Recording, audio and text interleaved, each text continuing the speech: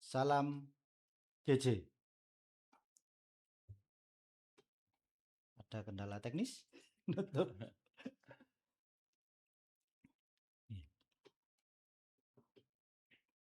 Satu bulan lebih kiranya kita tidak kangen rasanya kembali saya mau menyapa Poro Konco GJ untuk jagongan bareng menambah ilmu pada podcast kebanggaan kita, podcast ngopi. Sambil ngobrol, sambil menambah kepintaran.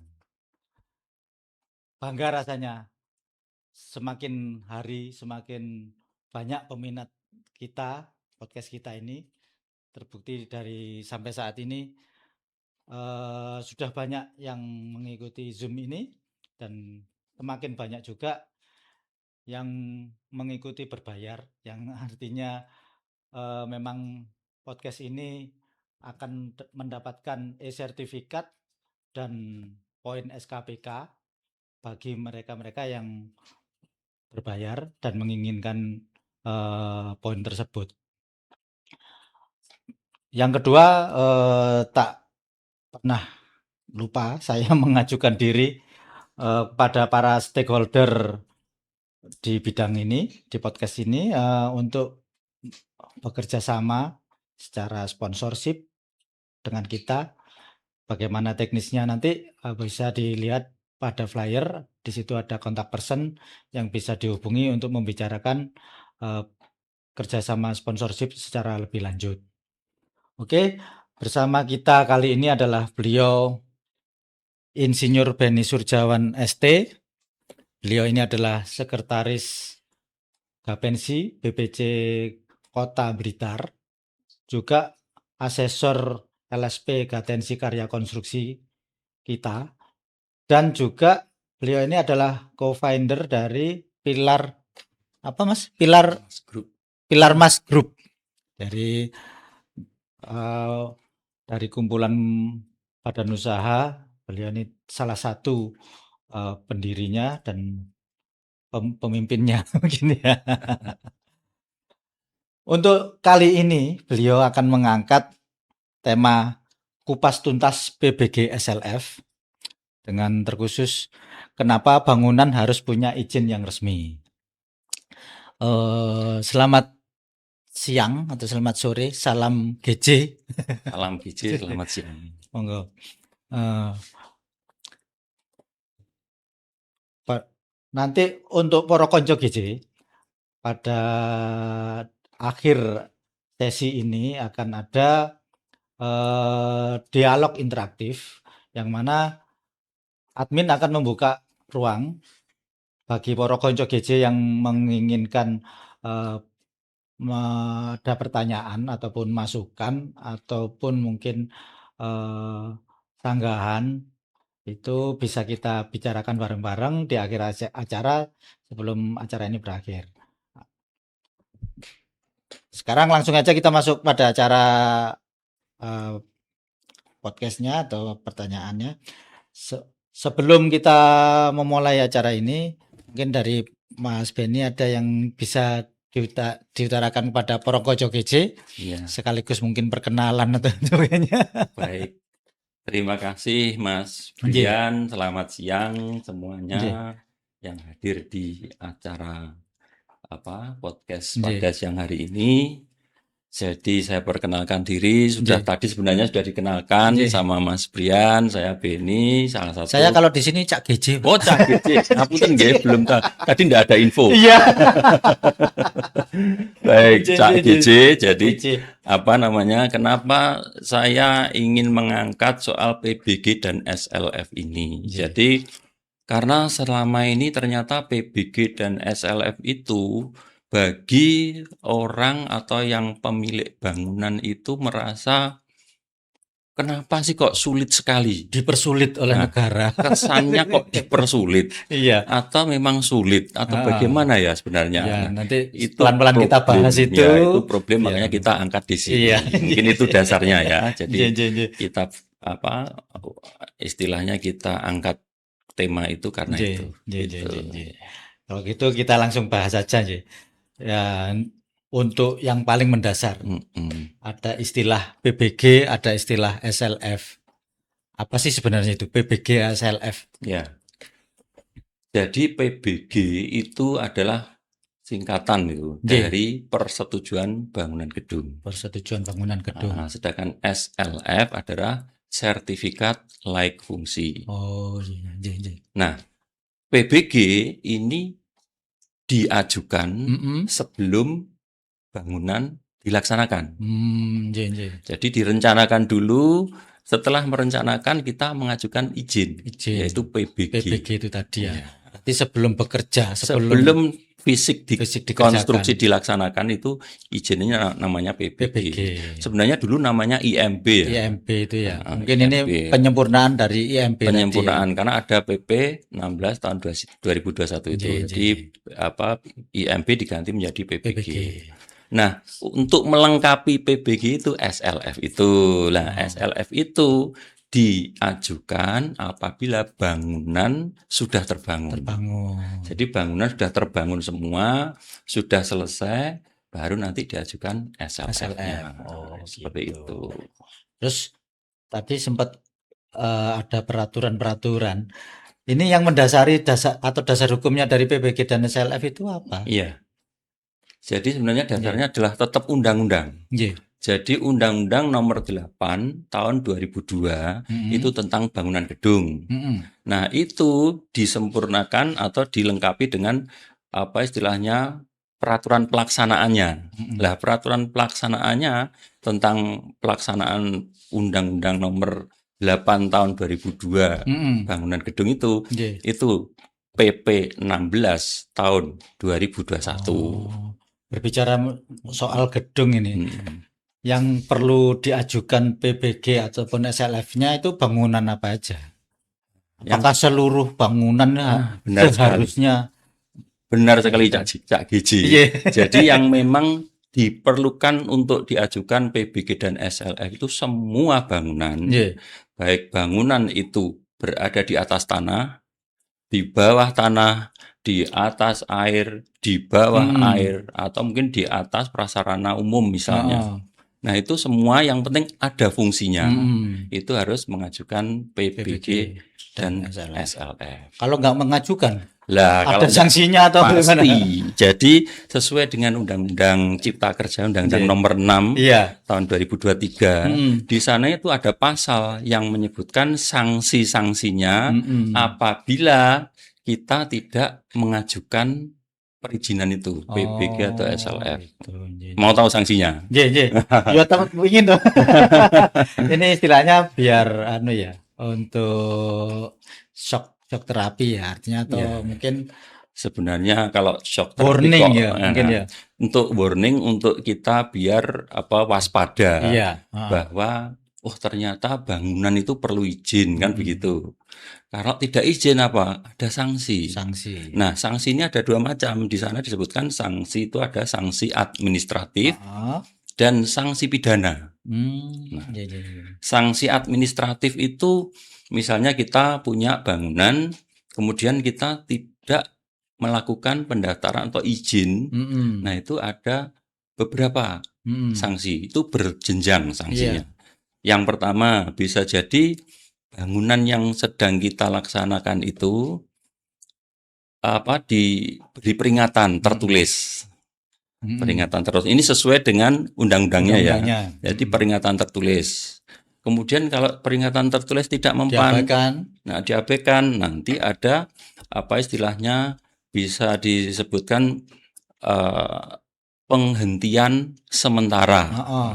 Penghentian sementara sampai penghentian sementara pelaksanaan pembangunan itu sampai dengan nanti diselesaikan urusannya.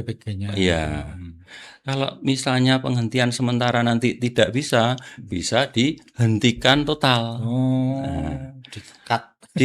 Kalau memang tidak mau lagi, ya sudah berarti tidak akan pernah terbit. Jadi stop. Jadi jenjangnya seperti itu, baik PBG maupun SLF.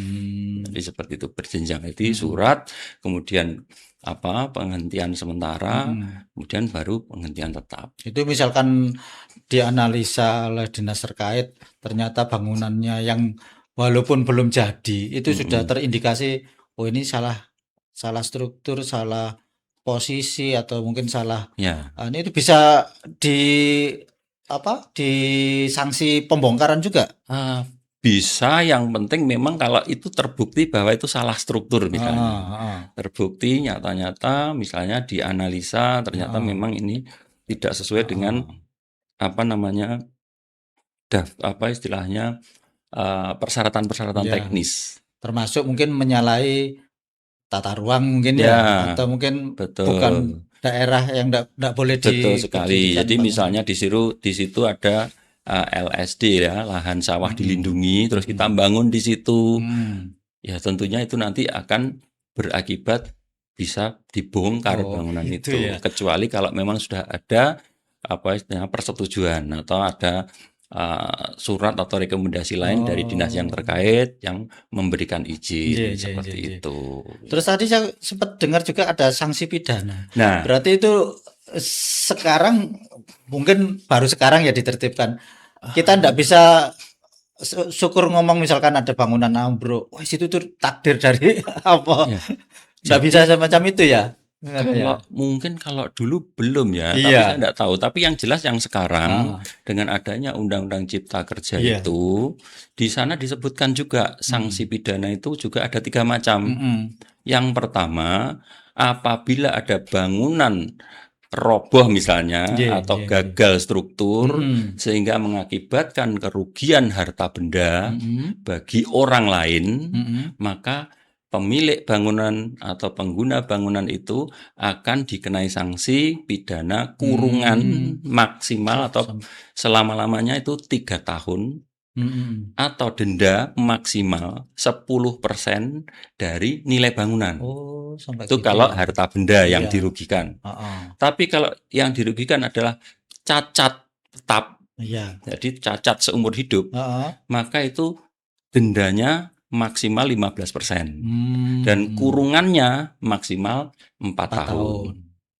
tahun. Lah, yang ketiga, Misalkan hilang nyawa? kalau kehilangan nyawa, nah ini maksimal bisa 5 tahun penjara. Oh, gitu ya? Iya, makanya Ngeri nih juga ya berarti ya? ngeri, makanya 5 tahun penjara atau maksimal 20% Iya. dari nilai bangunan. Berarti sudah ndak bisa sekedar ngomong, "Ini takdir Allah bangunan."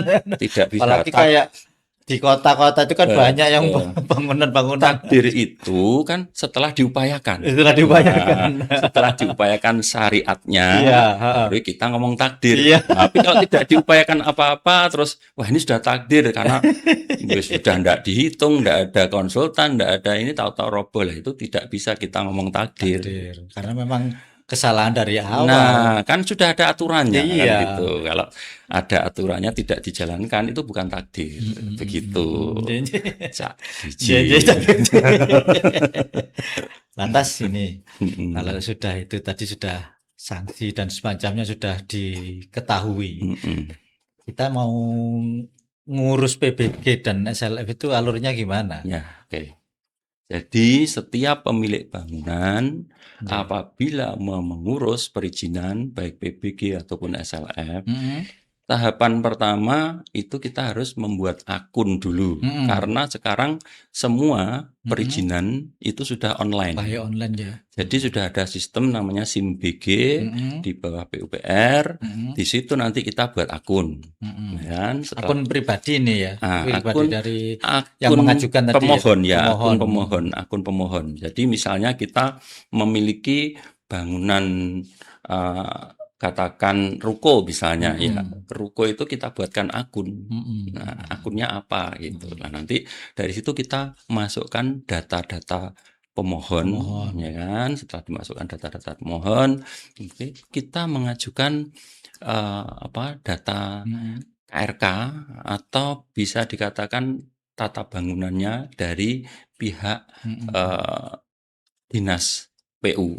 Nggih Nanti nggih di nggih. situ dasar kita untuk merencanakan bangunan. Nggih. Lah setelah kita menerima KRK di situ disebutkan persyaratan-persyaratannya. Misalnya di satu daerah tertentu itu yang boleh dibangun itu apa? Nah, di Oh, lokasi tertentu peruntukan tanah itu untuk peruntukan itu apa untuk di apa? situ? Itu di situ disebutkan. Mhm. Apa kita sudah sesuai misalnya. Yang Kah kedua, daerah industri kah, daerah permukiman kah? betul sekali. Gitu.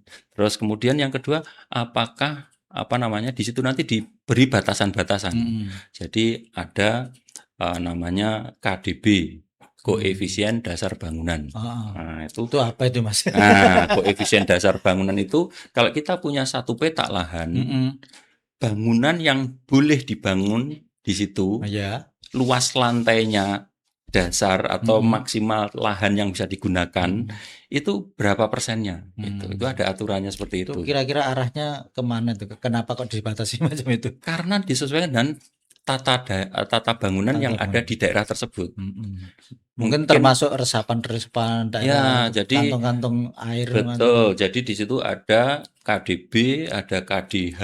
KDH inilah yang mungkin Mas Giji ke Cak Giji tadi infokan kantong-kantong air. Jadi KDH itu koefisien daerah hijau. Nah, gitu. koefisien daerah hijau ini nanti yang fungsinya untuk menyerap air apabila ada air hujan yang hadir atau mengenai lokasi tersebut.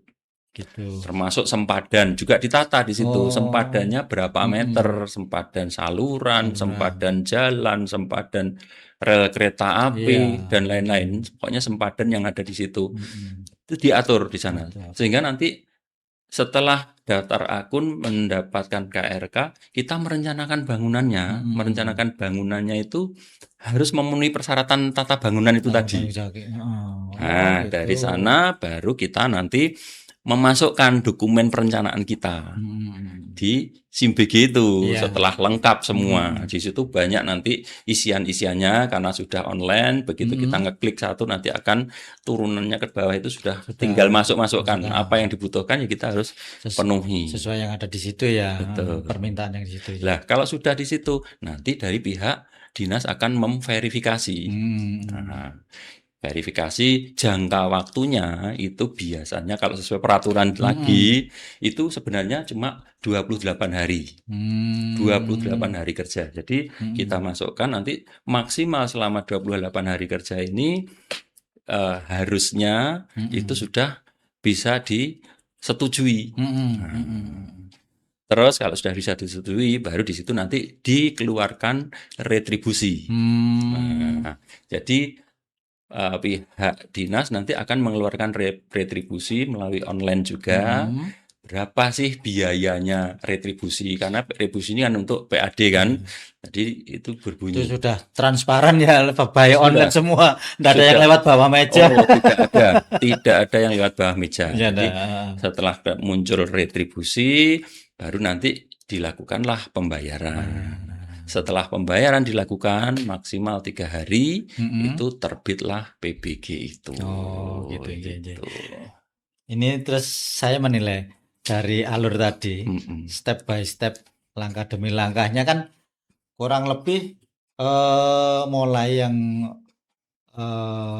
technically atau keteknikan sampai yang umum itu kan ada semua ya, dari tiap-tiap langkah. Nah sekarang misalkan orang awam kan mungkin tidak bisa semuanya bisa dilaksanakan sendiri.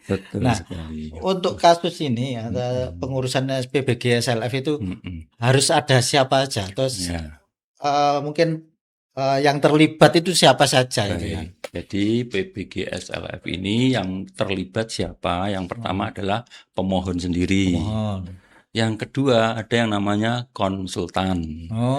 Konsultan harus ini pakai konsultan sekarang ya. Iya, benar sekali. Konsultan ini nanti kalau untuk PBG saja itu konsultan perencana. Konsultan perencana ini tugasnya kan merencanakan. Jadi merencanakan sebuah desain atau perencanaan bangunan yang sesuai dengan KRK yang sudah diterbitkan oleh dinas tadi. Pemerintah setempat. Dari pemerintah setempat. Nah, setelah konsultan membuat perencanaan, nah baru nanti apa namanya, tadi siapa saja ya. Jadi konsultan pemohon, konsultan perencana, kemudian dari dinas teknis Teknis. itu ada yang namanya TPT.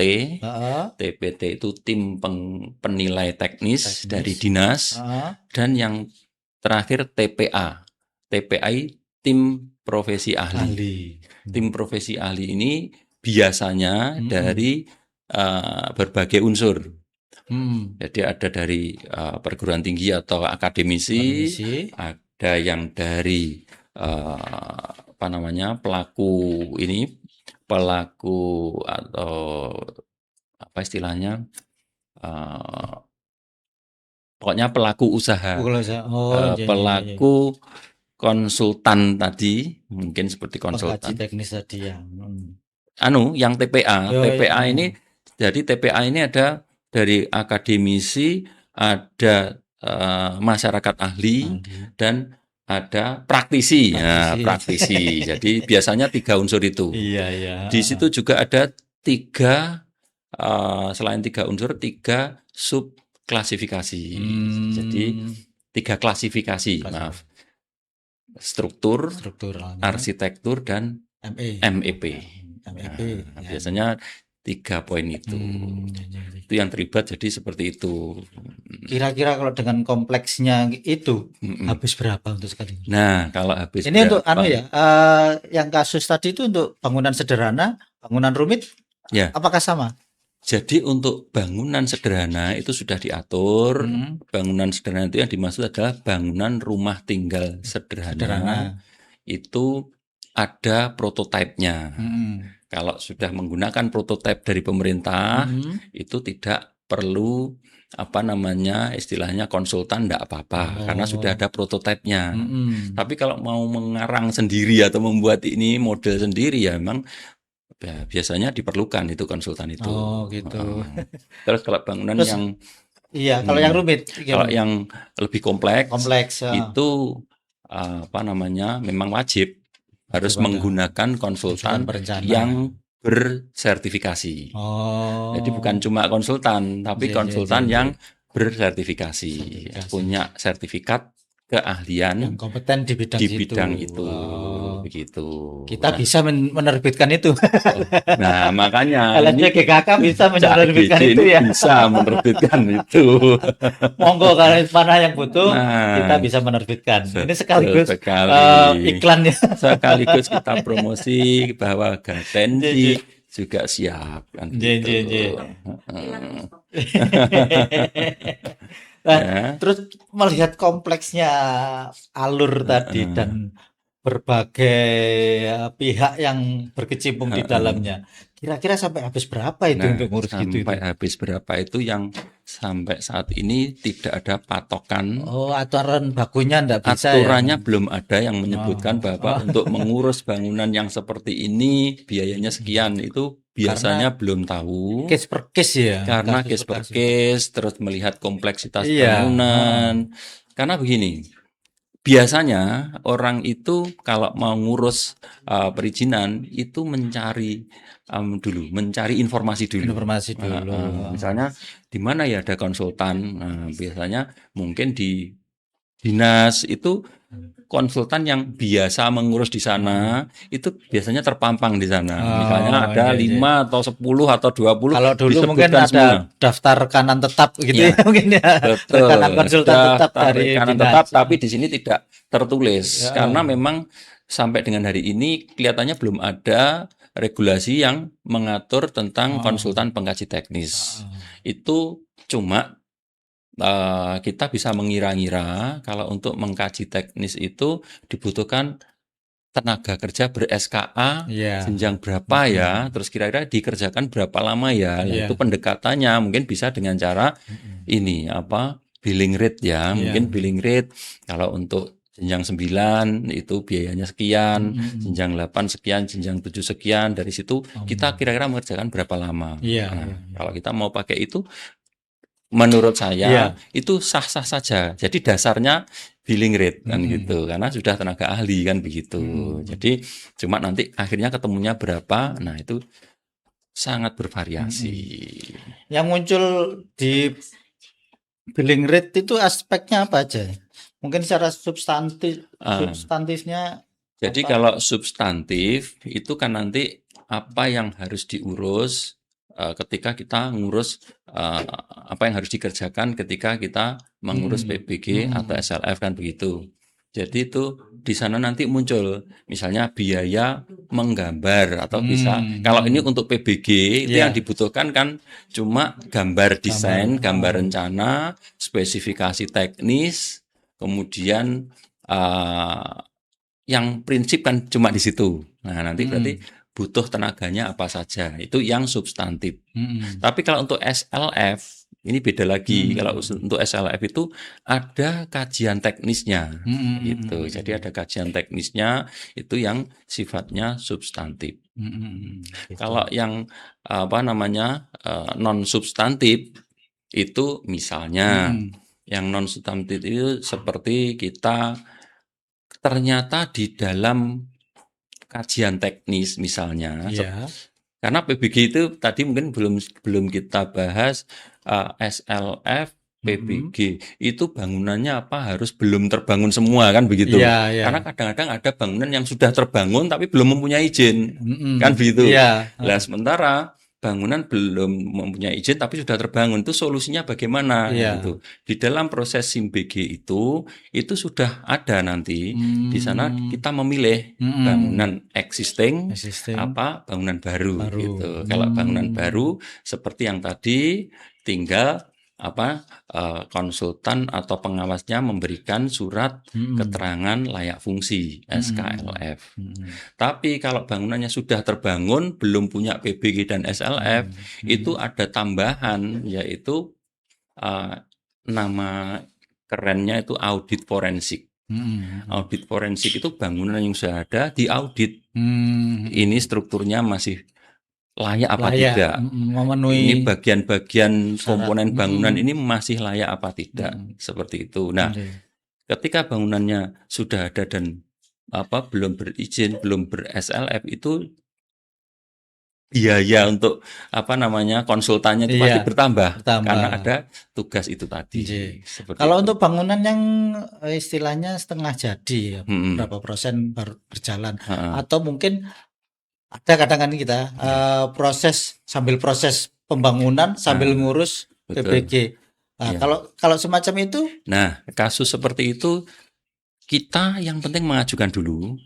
Kita sebagai pemilik bangunan karena kadang-kadang karena ngurus perizinan ini lama, kita menunggu selesainya itu mungkin tidak selesai-selesai. Iya. Nah, akhirnya buat dulu pengajuan yang penting. Nanti selama ini kan juga berproses. Iya. Yang tadi saya sampaikan 28 hari itu kan normatifnya sesuai dengan peraturan Iya, atau PP 16 tadi.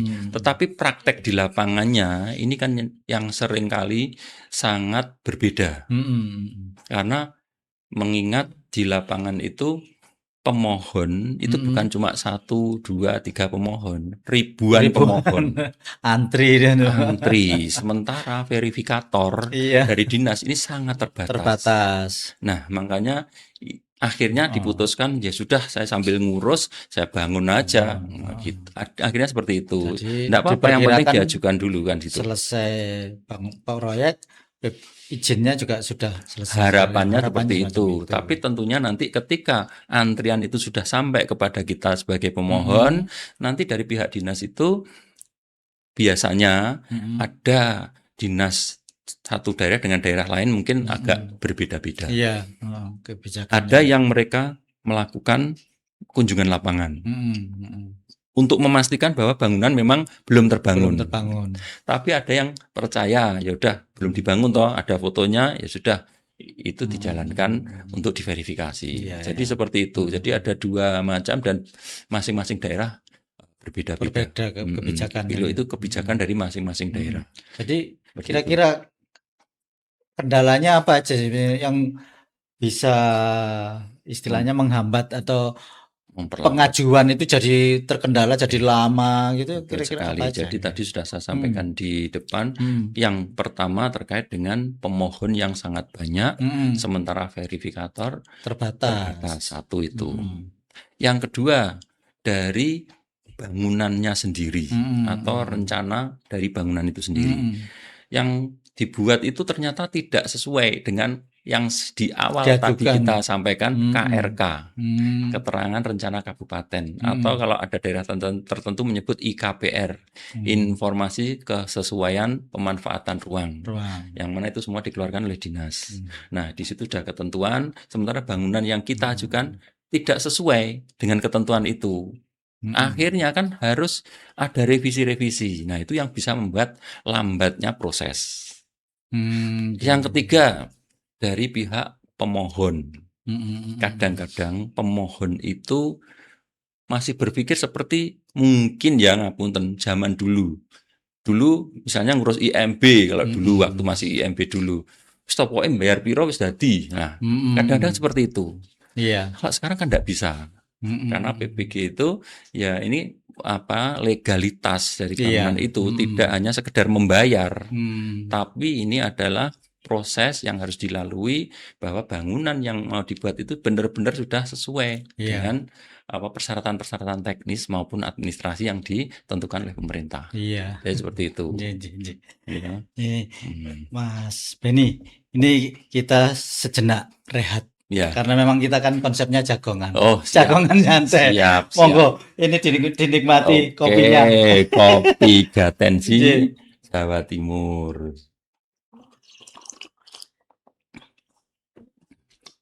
Para konco GC juga gitu. Mungkin tadi makan siangnya masih belum habis. Monggo sekarang dihabiskan dulu. Camilannya sambil disiapkan, sambil mengikuti jagongan kita. Sambil ini juga ruang bagi kami untuk membuka diri sponsorship tadi. Seandainya ada sponsorship masuk, kita bisa meluangkan waktu ini untuk menampilkan produk-produk dari pihak sponsorship tadi agar bisa dinikmati oleh para konco GC dan seluruh pemirsa podcast ini. Gitu Mas Beni. Artinya sambil kita juga cooling down. Ya. Dari tadi ngomong terus gitu kan capek juga. Kita jagong, ngopi. Sebenarnya biasanya nih Mbak Mia ada kue tadi lupa. Warungnya tutup. Aman santai. Tapi aman Mas ya. Aman. Tadi di sana juga banyak kan. Nanti lain kali misalkan ya kalau sempat nanti kita bawakan aja pakai oleh-oleh. Sambil saya juga mengingatkan pada para konco GC, nanti di akhir sesi akan ada sesi dialog interaktif. Monggo dipersiapkan saran, kritik, mungkin pertanyaan yang nantinya akan kita bahas bareng-bareng di podcast ini bersama narasumber kita. Betul sekali, dan apa yang saya sampaikan bisa jadi tidak 100% benar, barangkali ada yang lebih tahu, lebih paham kan nanti bisa sharing. Memang dari awal kita memproyeksikan bahwa podcast ini adalah ilmu yang kita peroleh dari sudut pandang kita selaku praktisi di jasa konstruksi.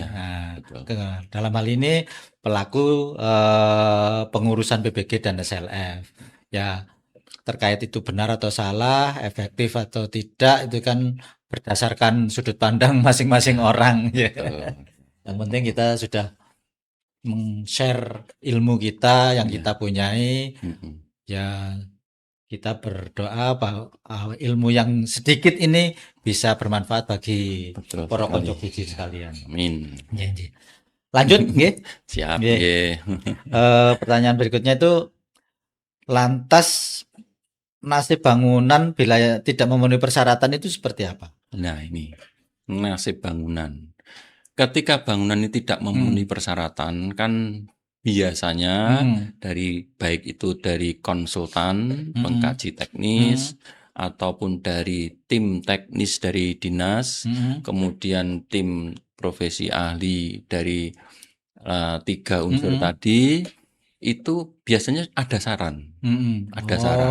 Jadi misalnya ini tidak sesuai, sarannya apa kan begitu. Contoh misal bangunan ada katakan luasnya lahan katakan 10 kali 20. Nah, di situ mempersyaratkan di dalam KRK KDB maksimal 80% misalnya. Oh ya. Nah, sementara di situ sudah terlanjur dibangun 85%.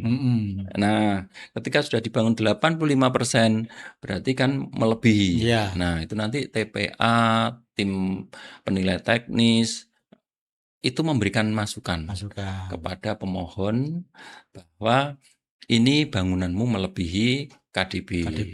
Maka disarankan untuk merubah. Nah, merubah itu bagaimana? Ya mungkin mengurangi sebagian area digunakan untuk menambah nilai KDH agar tadi. terpenuhi koefisien tadi ya. Seperti itu. Atau mungkin sempadan, karena di situ ditentukan sempadan terhadap jalan itu misalnya 10 meter dari as jalan. Nah, bangunan ini setelah diukur dari as jalan itu cuma 8 meter. Nah, itu berarti kan melanggar 2 meter. Kan begitu. Nah, ketika melanggar 2 meter ya saran dari tim dari dinas itu pasti ya ini tidak bisa, ini harusnya dimundurkan begitu. Nah, kalau itu cuma yang terkena cuma misalnya terasan saja, nah itu berarti ya bisa dua kemungkinan, pemohon akan mengundurkan teras itu, mungkin seperti itu. Atau kalau kita kalau dari pemerintah itu saklek, ya udah berarti ini tidak bisa ini terbit PBG maupun SLF-nya karena ini melanggar sempadan. Tetapi di daerah-daerah lain tertentu bisa informasinya sepengetahuan saya itu ada daerah lain, daerah tertentu yang memberikan kompensasi. Misalnya kalau melanggar sempadan itu dikenakan denda, sanksinya denda. Tapi itu tetap harus ada peraturannya. Ada perdanya atau perbub atau perwali yang mana yang bisa dimanfaatkan nanti bisa seperti itu. Jadi kalau memang bangunan itu melanggar atau tidak sesuai dengan persyaratan tadi teknis maupun administrasi bangunan, ya di situ ada dua kemungkinan, bisa terbit dengan catatan mau merubah, atau kalau tidak mau merubah ya tidak terbit.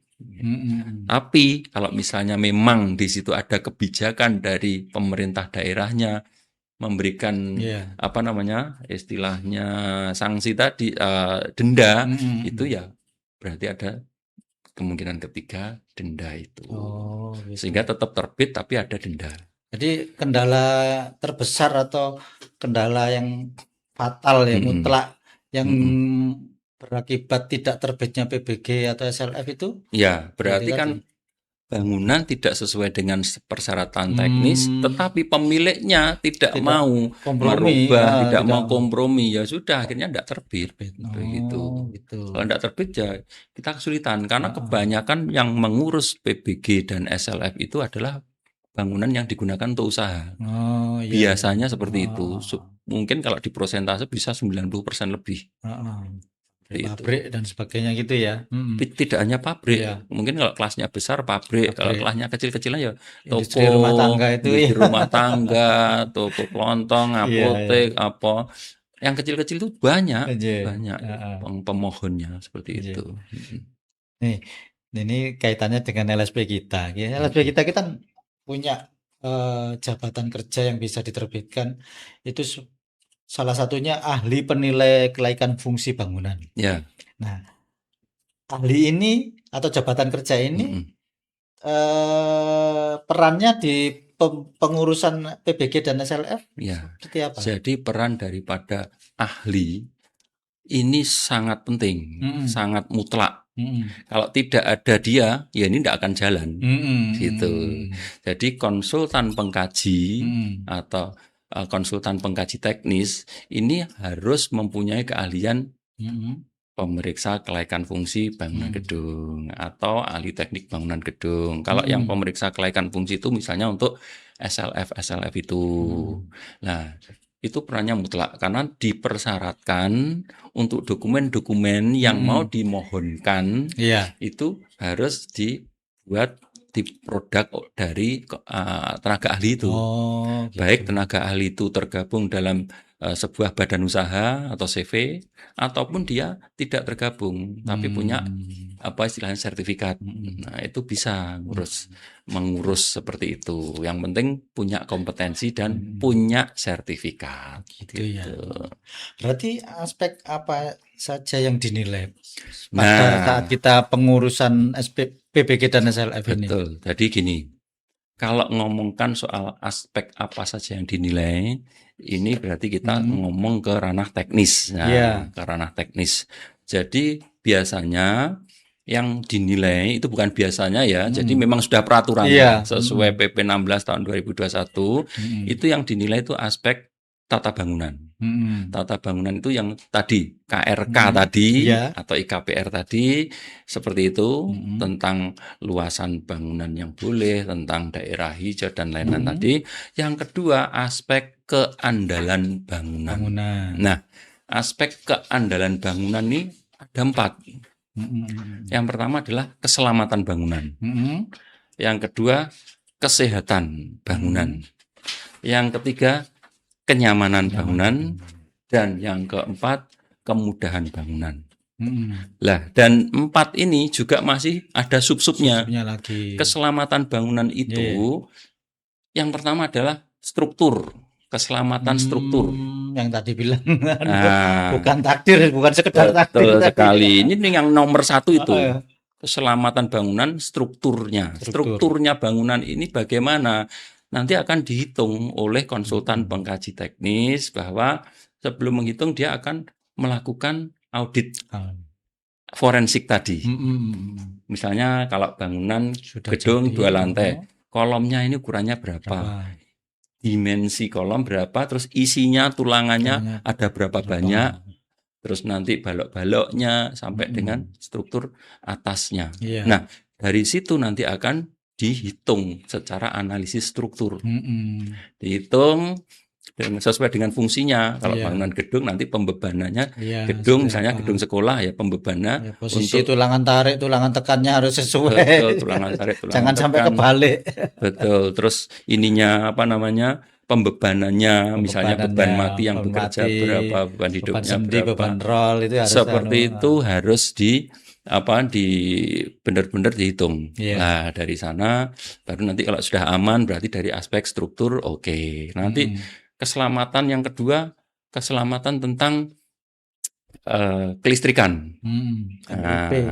Betul. Jadi keselamatan kelistrikan itu nanti karena selama ini kan banyak apa istilahnya bangunan itu mengalami kebakaran gara-gara konsleting. Nah, itu nanti tim konsultan pengkaji teknis ini melakukan audit di lapangan itu kabel-kabel yang dipakai ukurannya berapa, mencukupin tidak, sesuai dengan puil apa tidak, kemudian untuk apa pembagian beban dari masing-masing grup itu sudah sama apa tidak. Kalau tidak sama kan bisa berat sebelah kan juga menyebabkan risiko kebakaran kan begitu. Terus hal-hal lain itu nanti diperiksa. Kalau sudah oke, lanjut ke keselamatan terhadap bahaya petir. Nah, bahaya petir itu kita kadang-kadang mengabaikan. Tidak pakai penyalur petir atau orang sering bilang penangkal petir. Padahal di dalamnya ini banyak peralatan misalnya yang atau bisa mengundang petir. Betul, seperti itu. Jadi itu aspek keselamatan. Terus aspek kesehatan. Nah, aspek kesehatan ini juga tidak kalah penting. Misalnya bangunan itu saya sampaikan misalnya bangunan rumah sakit misalnya. Lah, aspek kesehatan itu nomor 1 untuk sanitasinya bagaimana? Instalasinya air bersih, instalasi air kotor, limbahnya mau dibuang kemana. terus sudah dibuatkan IPAL apa belum, IPAL-nya bagaimana, Resapan memenuhi syarat apa resapan dan tidak, sebagainya. dimensi atau volume dari bak-bak Mm-mm. untuk mengolah IPAL itu Iya, sudah sesuai dengan sesuai. kapasitas rumah sakit apa belum. Nah, seperti itu. Nah, Nggih. kemudian juga kesehatan terhadap ini mungkin sirkulasi Oh udara. iya, Jadi sirkulasi Sur- udara itu tiap udara, ruangan juga diperiksa. Ada alat ukurnya. pencahayaan, Kalau pencahayaan mungkin termasuk kenyamanan. kenyamanan. Nah, kenyamanan. Oh iya, Kenyamanan iya. itu nanti misalnya seperti pencahayaan, kebisingan, ya kan? Bisingan, kenyamanan, pencahayaan. Itu semua ada nanti diukur semua. Dan yang terakhir ada kemudahan. Mudahan. Kemudahan itu aksesibilitas. Jadi misalnya dari satu tempat ruangan ke ruangan lain, itu pintunya ukurannya sudah cukup apa belum. Kemudian misalnya lantai 1 ke lantai 2, ini apa yang memfasilitasi untuk Iya. pemindahan tempat, apakah ada tangga ataukah ada lift atau bagaimana, hal yang lain itu diperiksa semua. Bahkan untuk aksesibilitas ini khususnya itu biasanya disediakan untuk sarana difabel atau disabilitas. Misalnya daerah-daerah tertentu yang di situ memang untuk umum, fasilitas untuk disabilitas ini harus ada. Misalnya kamar mandi, ada enggak kamar mandi yang untuk disabilitas? Kalau daerah mall misalnya, ada enggak tempat parkir untuk disabilitas? Nah, seperti itu. Tangga tadi ada enggak yang untuk disabilitas kursi roda atau bagaimana? Ada enggak rem untuk disabilitas Iya, tadi, kan seperti itu. Jadi itu aspeknya banyak sekali. Intinya keselamatan, kesehatan, kenyamanan, dan kemudahan. Jadi 4 aspek itu yang semuanya nanti akan diperiksa oleh konsultan pengkaji teknis. Kalau hanya orang awam itu tidak bisa. Jadi, seperti itu. Harus orang-orang yang mengerti di bidang itu ya. Seperti itu. Lantas kalau untuk bangunan yang sudah berdiri, teknis pelaksanaan pemeriksaannya seperti apa? Nah, jadi kalau bangunan sudah berdiri, mungkin saya sampaikan di depan tadi, audit forensik. Audit forensik, Audit forensik ini misal nih, kita mau melihat besi atau tulangan yang ada di dalam kolom. Itu gimana caranya, kan gitu. Nah, kalau ahli penilai kelaikan fungsi itu melakukan audit, dia harus punya alat yang lengkap. Ya, pakai rebar scanner. Jadi nanti akan kelihatan, besinya yang ada di dalam kolom ini jumlahnya sekian, ukurannya sekian, seperti itu. Jaraknya sekian. Jadi seperti itu salah satunya. Kemudian kalau untuk misalnya kekuatan beton itu bisa pakai non-destructive test, pakai hammer test misalnya, kan dari hammer test bisa diketahui nanti berapa kuat tekannya. Lah, data-data yang diambil itu nanti dimasukkan dalam perhitungan seperti itu. Jadi bukan merencanakan, tapi data yang ada di lapangan yang kita ambil itu dimasukkan dalam perhitungan. Sesuai atau dari hitungan itu melebihi nanti dari dari aman atau masih di bawahnya. Dari perhitungan tadi akan disimpulkan seperti itu.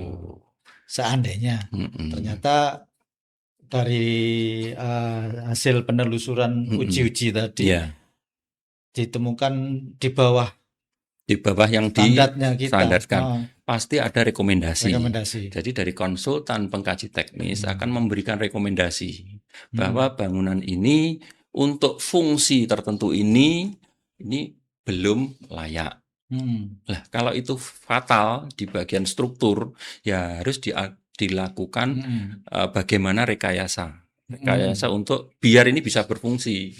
Misal dengan cara perbaikan struktur.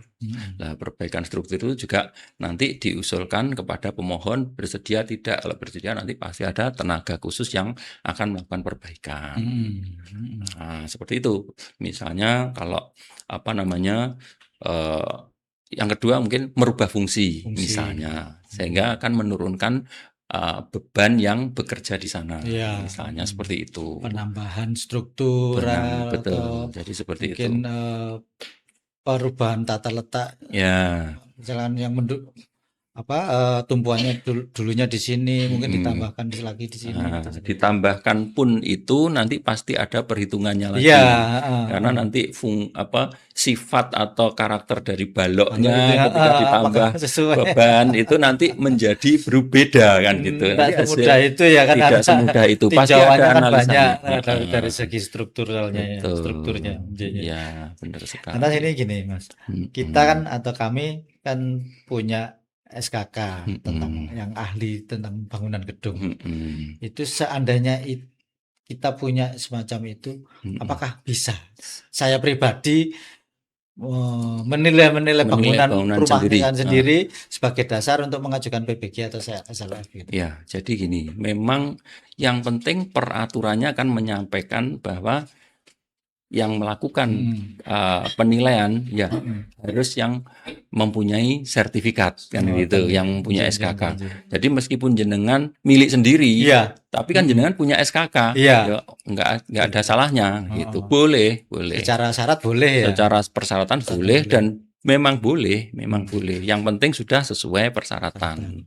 Dan selanjutnya mengikuti alur yang seperti tadi disampaikan tadi. Benar sekali. Dan itu nanti pasti ada verifikasi juga dari pihak dinas. Jadi diwakili oleh tim penilai teknis dan TPA, tim profesi ahli itu. Jadi seperti itu. Terima kasih. Sejenak rehat kembali. Monggo sambil diminum.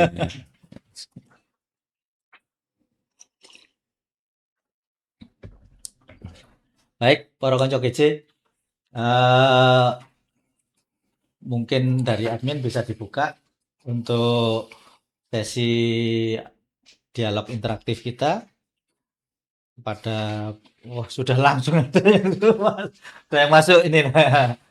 Kita mungkin dari Neng GC ada pertanyaan dulu. Kalau semisal hibah bangunan, SOP-nya bagaimana Pak? Baik, terima. Bangunannya sudah jadi. Jadi ada bangunan yang sudah jadi terus dihibahkan. Nanti pertanggungjawaban masalah PBG dan SLF-nya kepada siapa gitu ya. Jadi memang begini, kalau hibah bangunan sebenarnya kan PBG atau SLF itu kan terhadap bangunannya. Nah, ketika bangunan itu dihibahkan, apabila bangunan itu sudah mempunyai PBG, ya itu masih bisa sah-sah saja. Tapi ketika bangunan itu belum mempunyai, ya nanti diurus dulu setelah berarti setelah perubahan nama dari objek atau dari bangunan itu. Nah, jadi itu bisa saja mungkin ya opsinya pemberi hibah itu menguruskan sekaligus PBG-nya, atau mungkin penerima ini yang menguruskan. Nah, itu kalau yang butuh penerima, ya sebaiknya ya penerima yang nguruskan. Gitu. Tapi begitu dihibahkan, jadi tanggung jawab penerima ya. Jadi tanggung jawab penerima. Tapi kan pada saat mengurus PBG tadi, misalnya itu masih nama yang pemilik, ya enggak apa-apa. Nama yang menghibahkan enggak masalah. Yang penting kan objeknya di sini. Lah nanti kan kalau bangunan gedung itu per 5 tahun ya, kalau untuk usaha itu 5 tahun sekali itu harus ngurus mengherkan SLF. Jadi itu diherkan setiap 5 tahun dan nanti setelah 5 tahun mungkin namanya pemilik sudah berubah. Mungkin disitulah nanti dirubah namanya pemohon begitu. Kalau terkait biaya itu tidak relatif relatif. Jadi sangat bergantung pada daerahnya masing-masing. Jadi tidak bisa disamakan. Pemerintah setempat ya. Terus kasus per kasus juga dari bangunan itu kan ada spesifikasi yang berbeda. Ya, benar sekali. Jadi pokoknya kalau sudah terkait biaya itu masing-masing daerah yang menentukan. Betul. Gitu. Mungkin lanjut Pak Admin tadi yang dari Pak Sony Indra Putra. Pertanyaannya langsung 3 ini. Yang pertama, apakah Undang-Undang PBG juga mengatur tentang KLB atau koefisien lantai bangunan? bagaimana apabila bertentangan dengan perda kabupaten yang ada. Yang kedua, di daerah umumnya ada OPD atau Badan Perizinan Satu Pintu. Bagaimana kewenangannya terkait PBG. Terus yang ketiga, batasan mana suatu bangunan memerlukan SLF dan penggunaannya. Ya, Terima kasih. terima kasih Ini Pak satu-satu, tapi tetap Sony Indra Putra. ditayangkan aja biar Ya, nggak jadi lupa nanti. betul. Jadi yang pertama terkait apakah Undang-Undang PBG juga mengatur tentang KLB dalam kurung koefisien lantai bangunan, bagaimana apabila bertentangan dengan perda kabupaten yang ada. Jadi tentang KLB atau koefisien lantai bangunan, ini yang mengatur adalah daerah setempat ya. Karena tadi KRK tadi atau IKPR ketika di sana menyebutkan kan itu dasar kita mau membuat bangunan itu dulu yang penting itu dipenuhi dulu. KRK atau IKPR itu dipenuhi dulu. Informasi kesesuaian pemanfaatan ruang atau keterangan rencana kabupaten atau kota misalnya. Di situ sudah berbunyi KLB maksimal berapa. KLB kan koefisien lantai bangunan, misalnya disebutkan 4 lantai, ya udah berarti maksimal 4 lantai. Itu sesuai dari KRK itu. KRK tadi ya. Nah, kalau itu bertentangan dengan undang-undang, kalau undang-undang saya kira diturunkan ke KRK itu tadi, ke daerah. Jadi yang menentukan itu daerah. Karena itu kan daerahnya masing-masing. Begitu, benar sekali. Jadi seperti itu. Contoh mungkin kalau di daerah kita ini mungkin titik gempa yang sering otomatis tinggi bangunan maksimal cuma 4 lantai tadi. Seperti itu. Bahkan di satu kota atau satu daerah itu bisa jadi beda kecamatan itu juga beda peraturan ketinggian bangunan atau beda jumlah lantai tanahnya bangunan. juga mungkin berbeda. Bisa jadi. Yang penting peraturan dasarnya di situ. Jadi yang menentukan daerah. Ya kan? Yang kedua, daerah umumnya ada OPD atau Badan Perizinan Satu Pintu. Bagaimana kewenangannya terkait PBG. Nah, benar sekali. Jadi PBG ini nanti ketika pemohon masuk ke SIMBG, diverifikasi oleh dinas teknis dengan berbagai macam prosesnya tadi yang saya sebutkan. Begitu membayar retribusi, itu nanti terbit. Lah terbit ini yang nanti yang menerbitkan DPM PTSP begitu. Jadi di Badan Perizinan Satu Pintu kalau disebutkan tadi, kalau di tempat kami DPM PTSP, Dinas Penanaman Modal dan Perizinan Terpadu Satu Pintu. Nah, itu nanti yang akan mengeluarkan sertifikatnya begitu, sertifikat PBG-nya begitu. Terus yang ketiga, batasan mana satu bangunan memerlukan SLF dalam penggunaannya. Sudah saya sampaikan di depan tadi di awal pertama kali, bangunan apapun yang penting berfungsi, ada fungsinya, itu disebut bangunan. Disebut bangunan itu seharusnya wajib. Wajib. Batasannya ya semuanya, tidak ada batasan. Kecuali bangunan memang tidak ada fungsinya. Karena intinya SLF itu kan sertifikat laik fungsi. Jadi artinya mau difungsikan itu harus laik dulu gitu, harus layak dulu begitu. Ya, mungkin itu tadi jawabannya. Ada lagi Mas Satria? Wah ini teman asesor kita Pak Yus. Pak Yus. Oke, bos. Penyanyi kita ini, aset penyanyi dari LSP GKK ini. Ini Pak. Rutin. Oh gitu, aktif. Setiap kita podcast pasti mengikuti dan bertanya. Good job. Iya, aktif bertanya. Selamat sore Pak Beni. Mohon info jika IMB dahulu bangunan IMB untuk rumah. Saya paham maksudnya. Oh, maksudnya gitu. IMB-nya itu dahulu itu rumah. Terus pelaksanaannya dibuat toko ya, dibuat toko. Apakah mengajukan PBG baru? Ya, jadi jawabannya itu ya. Ya, kenapa? Karena di situ akan ada perubahan fungsi. Peruntukannya Jadi berubah. pe- Fungsi bangunan. Ya, jadi bangunan itu juga diklasifikasikan dari fungsi Fungsi. bangunan untuk hunian Iya, atau untuk usaha usaha. atau untuk tempat budaya dan sosial, misalnya tempat ibadah seperti itu, dan atau fungsi yang lainnya kan Iya. begitu.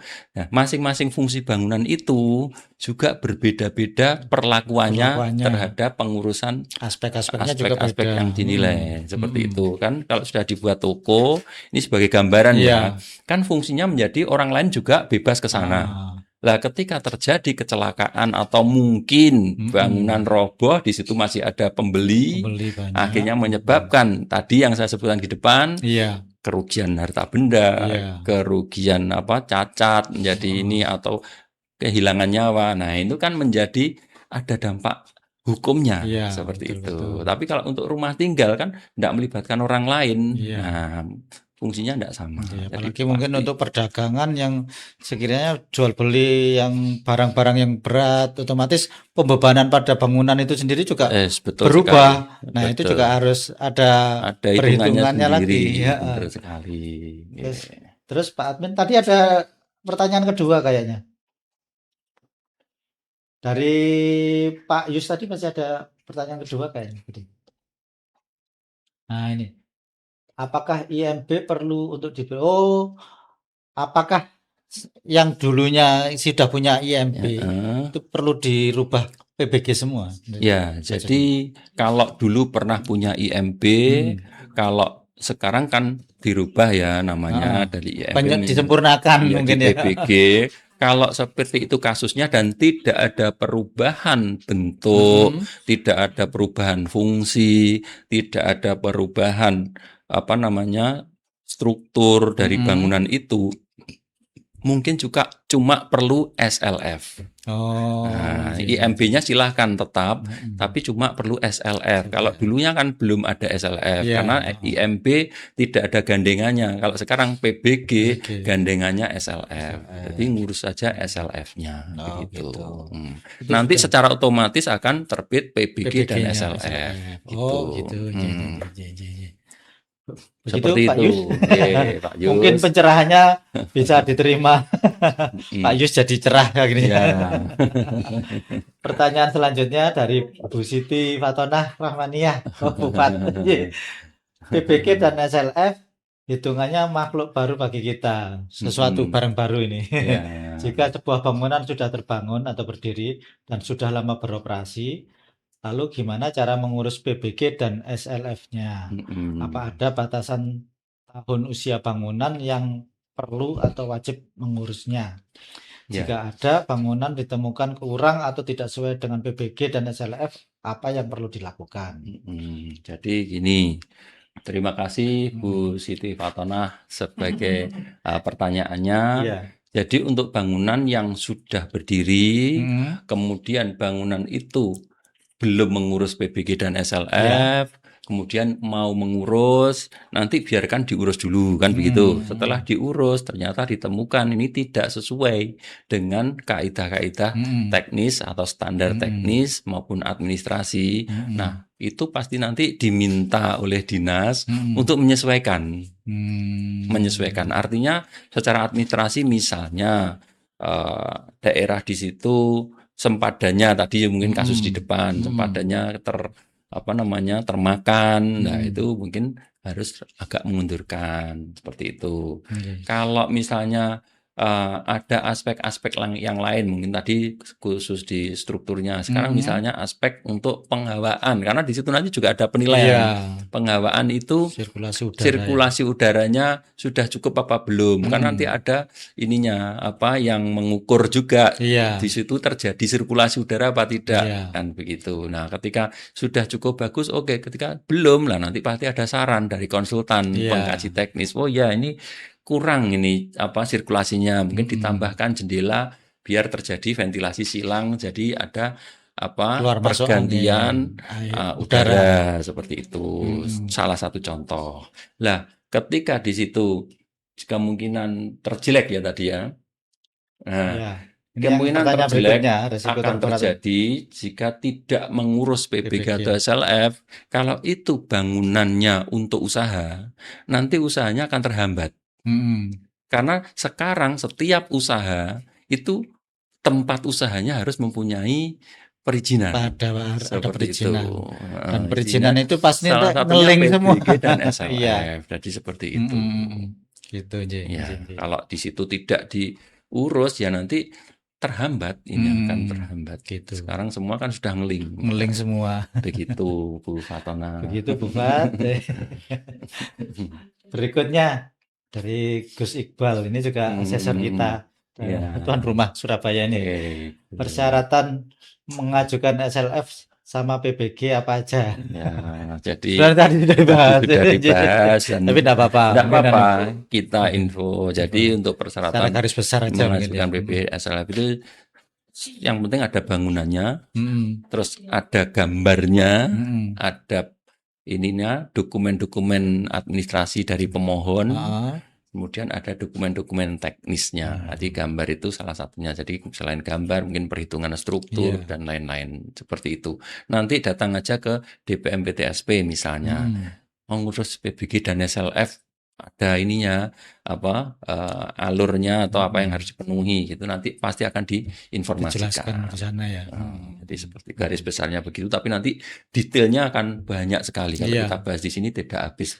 Tidak cukup waktunya gitu. Intinya juga perlu ada bantuan dari konsultan tadi. Betul. Nah, di sini kita konsultan semua kan, kita bukan, mohon maaf, kita semua kan tenaga ahli kebanyakan di sini. Bukan memperumit tapi malah mempermudah, membantu kita, terutama di dalam hal keteknisan tadi ya. Betul. Seperti itu. Ada lagi, dari Diah Ruliawati ini teman kerja sama kita dari Ikatan Alumni Unmer Malang. Baik. Selamat siang Cak GJ dan Pak Beni. Kami sedang mengerjakan bisnis gym di Jakarta. Terkait administrasi dan spesifikasi, komponen apa saja yang wajib ada dalam satu sertifikat layak fungsi, dan siapa saja yang bertanda tangan dalam berita acara uji layak fungsi tersebut. Terus data teknis apa yang harus dilampirkan selain gambar as-built drawing saat pengajuan. Yang pertanyaan pertama dulu. Kayaknya karena banyak. Ini cukup banyak. Saya jawab satu persatu dulu ya. Jadi bisnis gym di Jakarta terkait administrasi dan spesifikasi komponen apa saja yang wajib ada dalam satu sertifikat layak fungsi, dan siapa saja yang bertanda tangan dalam berita acara uji layak fungsi. Nah, kita harus membedakan juga bangunan itu sudah ada berarti ya. Kalau bangunan sudah ada, belum ada sertifikatnya, SLF-nya, berarti yang pertama diperlukan adalah konsultan dulu, konsultan pengkaji teknis. Pengkaji teknis tadi. Nah, konsultan nanti akan melakukan uji forensik. Akan melakukan uji forensik. Setelah dia menemukan data-data di sana, nanti baru akan ada perhitungan. mendata, terus ada perhitungan-perhitungan, ada pengolahan data. Nah, kalau apa saja komponennya yang harus, ya yang jelas kalau secara struktur misalnya, struktur itu tadi sudah saya jelaskan panjang lebar ya. Jadi struktur itu aspek keselamatan, struktur. Nanti ada aspek struktur, terus ada keselamatan terkait listrikan, terus keselamatan terkait penyalur petir. Nah, itu semua nanti konsultan yang akan tahu. Yang penting cari konsultan dulu, di sana nanti dia akan menjabarkan. Nah, terus ada lagi aspek kesehatan. Nah, nanti sanitasinya, sistem sanitasinya di bisnis gym itu, di bangunan itu bagaimana begitu. Nah, nanti kemudian termasuk tadi sirkulasi udara, terus kemudian sumber-sumber airnya, air bersihnya dari mana, apa sudah layak untuk dimanfaatkan begitu. Itu semua ada pengujinya. Pengujinya siapa? Ya yang berwenang menguji. Nah, yang berwenang menguji. Kalau di dalam hal ini, misalnya di situ pengujinya dari konsultan itu bisa.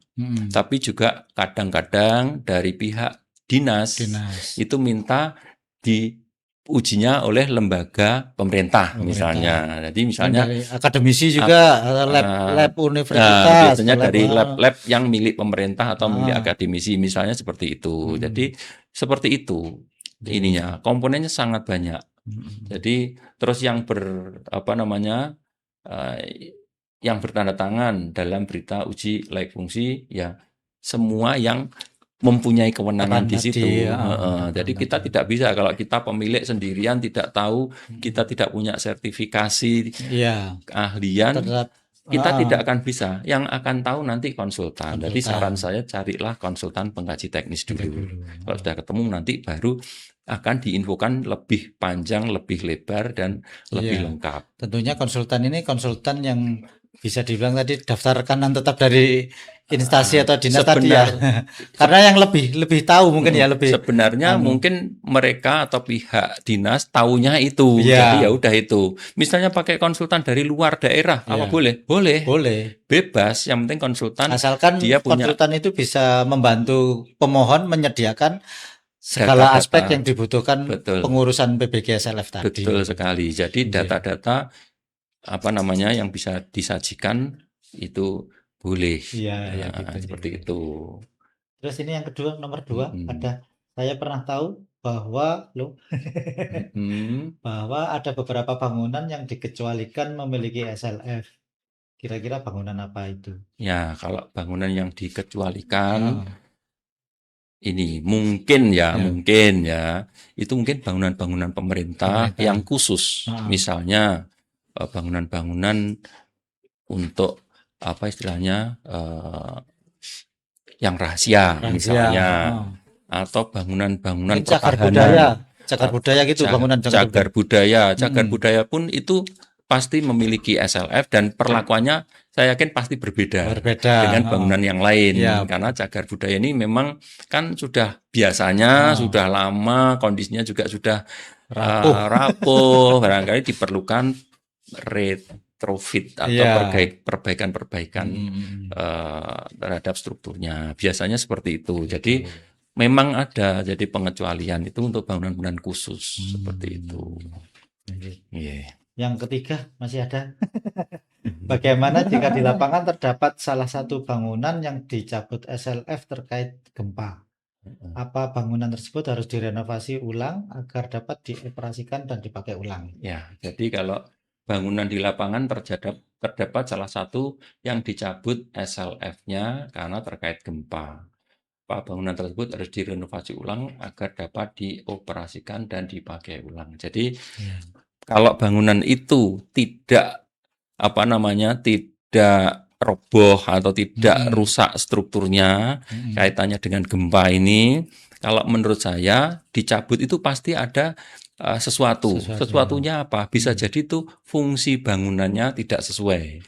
Jadi setelah dihitung secara struktural, analisa struktur, ternyata bangunan ini tidak kuat menahan gempa. Nah, itu dua pilihan. Misalnya tetap difungsikan, ya fungsinya diturunkan.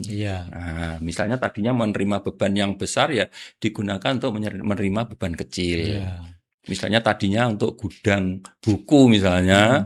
Nah, ketika ini terkait gempa, akhirnya jangan dijadikan gudang buku, mungkin hanya dijadikan untuk tempat yang bebannya kira-kira kecil lah seperti itu. Itu mungkin bisa seperti itu. Kalau mau tetap difungsikan seperti asli awal rencananya, ya pasti ada rekomendasi perbaikan. tadi.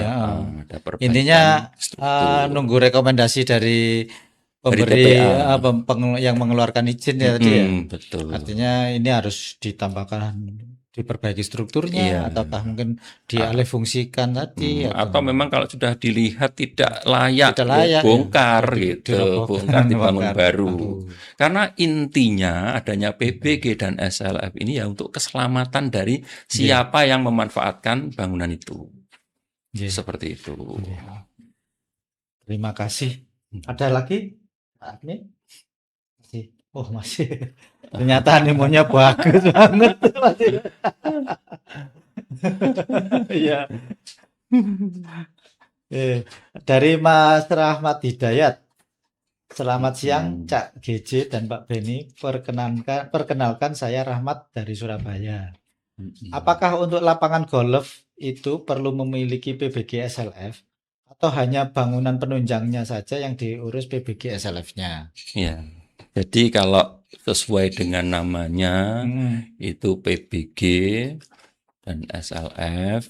Kalau lapangan golf itu nanti perlu diurus Heeh.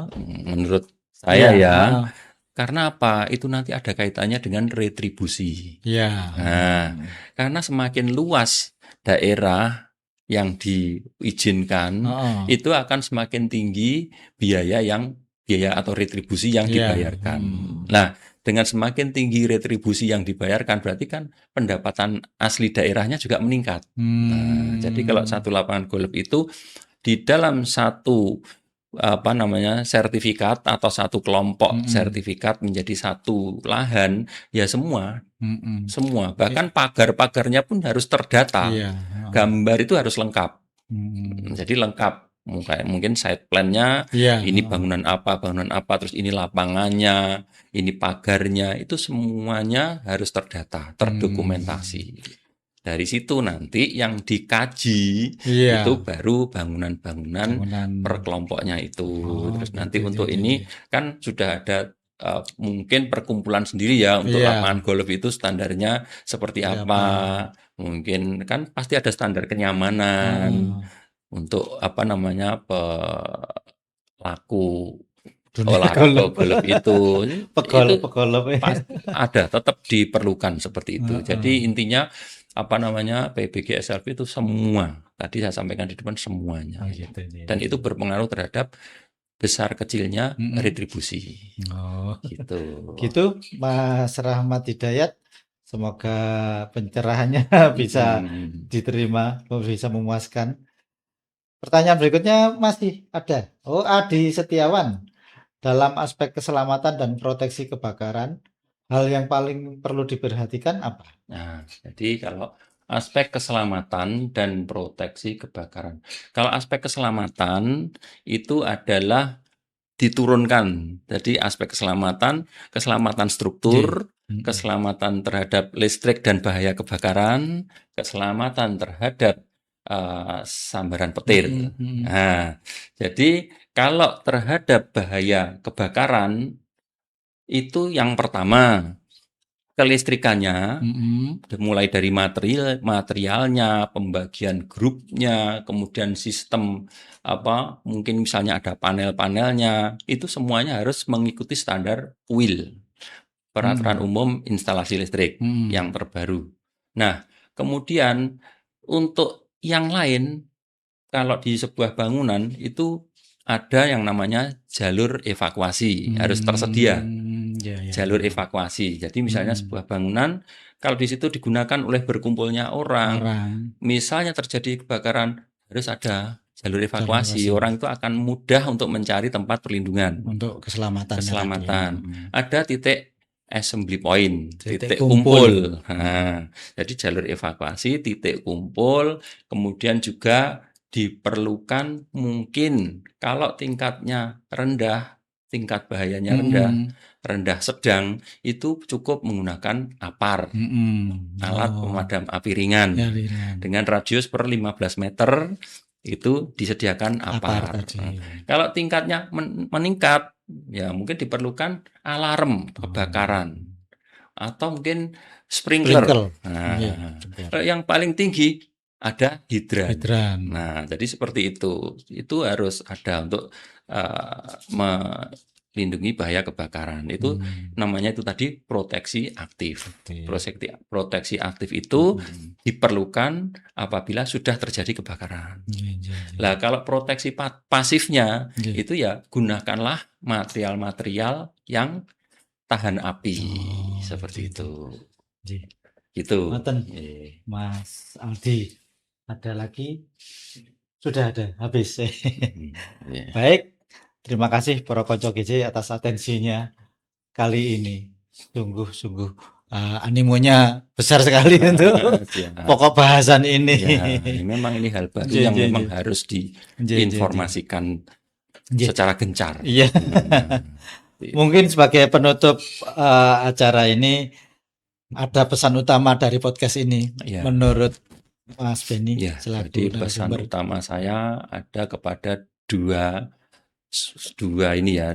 tujuan. Yang Iya. pertama terhadap masyarakat umum, Mm-mm. apabila mau mendirikan sebuah bangunan, Mm-mm. alangkah baiknya ikuti aturan yang sudah ditentukan oleh pemerintah. Iya. Cari dulu KRK Mm-mm. atau IKPR, sehingga Iya, kita iya. nanti akan tahu bisa enggak bangun ini di sini. Gitu loh. Peraturannya bagaimana? Mm-mm. Biar apa? Bangunan yang kita bangun nanti tidak sia-sia Tidak sia-sia. atau tidak salah. Mm-mm. Nah, karena yang nomor satu itu. Mm-mm. Yang kedua, pesan kepada para tenaga ahli. Mm-mm. Nah, dengan adanya PP 16 tahun 2021 ini, ini sebenarnya adalah bisa dikatakan kesempatan dalam kesempitan, kalau saya bilang begitu ya. Kenapa kok kesempatan dalam kesempitan? Iya. Kesempitannya apa? Di saat mungkin kita, Masyarakat teman-teman, umum kita teman-teman yang rata-rata mungkin ya punya usaha di bidang konstruksi, Oh iya, itu sedang lesu, lesu. gitu kan. Lah, inilah kesempatannya kita coba untuk menjadi pengkaji Pengkaji teknis. teknis. Nah, menjadi konsultan pengkaji teknis. Iya, Karena ini iya. tidak harus CV, Iya. tapi bisa juga kita kontrak dengan pemilik CV, misalnya seperti itu. Kita disewa, kita sebagai tenaga ahlinya. Apalagi Nah, SKK-nya kita punya. nah, Itu yang makanya seperti penting. itu. Makanya itu kesempatannya di Iya. situ. Jadi dari situ nanti kita bisa dimanfaatkan di situ. Mm. Kita bisa kesempatan untuk menggali lebih dalam lagi tentang Iya. PPJS LF ini. Di luar itu kita juga dapat income Iya. tambahan gitu. Itu pesan kepada para ahli. Ahli. Iya. Seperti itu. Begitu para konco kece. Ya. Jadi sekaligus kita mengundang para Hmm. konco-konco kece yang mempunyai spesifikasi untuk ngambil ahli penilai kelaikan fungsi bangunan gedung atau ahli teknik bangunan Ahli gedung juga teknik bisa. bangunan gedung juga bisa. Untuk membuat SKK biar bisa menjadi tim pengkaji tadi ya. Ya, itu lumayan. Salah satu lumayan. lowongan pekerjaan. Betul, makanya itu kan kepanjangan dari Undang-Undang Cipta Kerja. Iya, Makanya di iya, sana kan dibuka lowongan sebesar-besarnya. Iya, betul, gitu. betul. Baik, para konco kece, sebelum kita mengakhiri acara ini, untuk keperluan pelaporan LPJ ke LPJK dan BNSP, monggo kita absen bersama, monggo diaktifkan dulu kameranya depannya, biar bisa di screenshot oleh admin. Ada 45 partisipan. Terima kasih atas atensinya. Insya Allah nanti ke depan kita akan rutinkan kegiatan ini, podcast kita ini. Semoga bisa memberi manfaat kepada para konco GJ. Sudah diambil sebentar, masih satu halaman.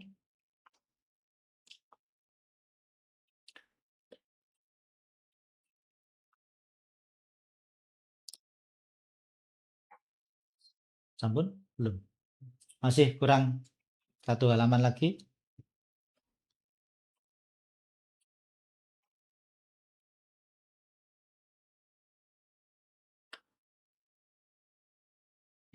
Sampun? Nah, terima kasih kepada para konco GJ, Pak Beni, Mas Beni selaku narsum atas kajiannya hari ini.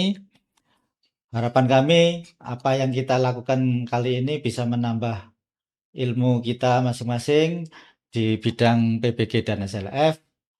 Semoga ke depan kita bisa bertemu kembali pada waktu yang berbeda dengan pokok bahasan yang berbeda juga. Narasumber pancen kondang tenar, wonge ganteng asli tekan Blitar. Podcast ngopi panggonane belajar, nambah ilmu, nambah pintar. Demikian dari kami Cak GJ. Wassalamualaikum warahmatullahi wabarakatuh. Salam GJ. Waalaikumsalam warahmatullahi wabarakatuh. Terima kasih, Mas. Sama-sama. Ya, segitu tuh. Penting. Yang penting Iya, ada partisipasi. partisipasi nih.